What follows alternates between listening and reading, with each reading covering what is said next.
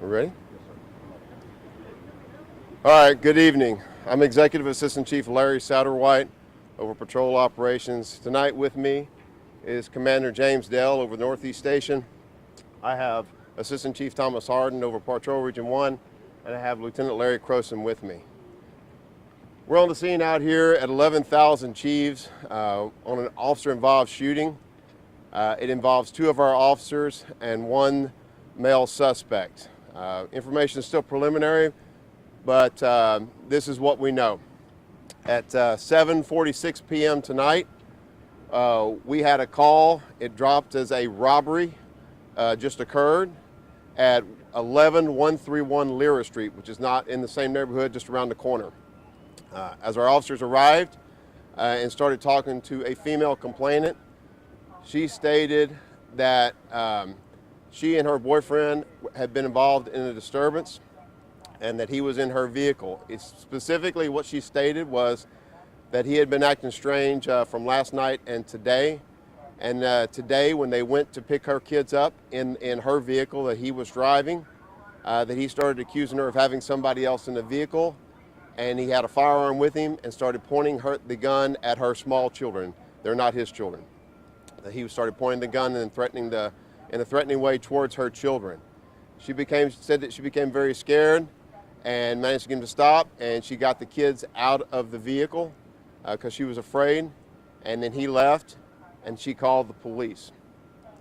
While the officer was taking her information on that incident and putting out a description of the vehicle, the suspect actually came driving back by the house where they were in the vehicle. Seeing the officer, he immediately spun out, taking off around the corner. The officer put the information out that he had just spun around the corner. The officer got in behind to find him. The officer was coming northbound on Cheeves, catching up to the suspect. At the same time, another officer was coming to check by with him and was coming southbound on Cheeves. As the officer was coming southbound on Cheeves, the suspect was headed straight for him, and the suspect hit him in a head-on collision, totaling his vehicle and the suspect's vehicle. Both of those vehicles were back up the way. The officer was able to back the vehicle, his chop up, and managed to exit the vehicle and started giving voice commands to the suspect. The suspect came out of the vehicle he was in with a firearm in a threatening manner, and officers engaged in a shooting against the suspect. The suspect began running westbound on Heath, which is the next street up, and the officers involved and continued to involve in the shooting. The suspect still had his firearm with him, and the suspect went on the ground about 40 feet, 50 feet up westbound on Heath from Cheeves right here. The officers called up to the suspect and removed the firearm from him, and then immediately began with first aid. The other officer that was behind him, the original officer that responded to the scene and initially took the information, also engaged with in the shooting, and he had already put out that the suspect was armed, and so he shot from a different direction towards the suspect. Once the suspect was down, everything ceased, and the officers did move up and try to get him in custody to get him help. Even during that time, the suspect was still resistant, still wanting the gun, and still wanting to engage the police officers that were trying to get him handcuffed so then they can get him help. I can tell you that after they did get him secured, it took some time. They immediately went into full life-saving mode with multiple chest seals and tourniquets trying to save this man's life before he was transported to the hospital. Sadly, the suspect did succumb to his injuries at the hospital. Our officer that was involved in the head-on collision, after then being involved in the shooting and then going up and helping to get the suspect secured, then started feeling the effects of the head-on collision. He was evaluated, and he has also been transported to Memorial Hermann Hospital. Right now, word is he is in stable condition. I did talk to him before he left the scene, and he was alert then, but they're going to be checking him out fully because it was a pretty significant car crash, and I'll be going to the hospital to follow up with him after this. Both of our officers one of our officers has 6 years on, white male officer. The other officer that went to the hospital is just off probation. He's only been on just over a year, white male, that I can tell. Suspect is a light-skinned, black or African-American male that went down. I can tell you that what will happen is, as per our policy, both officers will be on administrative duties going forward, as is our policy, and while we conduct our investigation. And then we will go from there to check on them. And then, of course, also according to policy, within 30 days, we will be submitting, we will have this video, our officer-involved shootings body-worn cameras that detail this incident will be posted out, as we always do for all of our OISs. So with that, are there any questions? First of all, I'm sorry that there were injuries in this and also a death, first and foremost.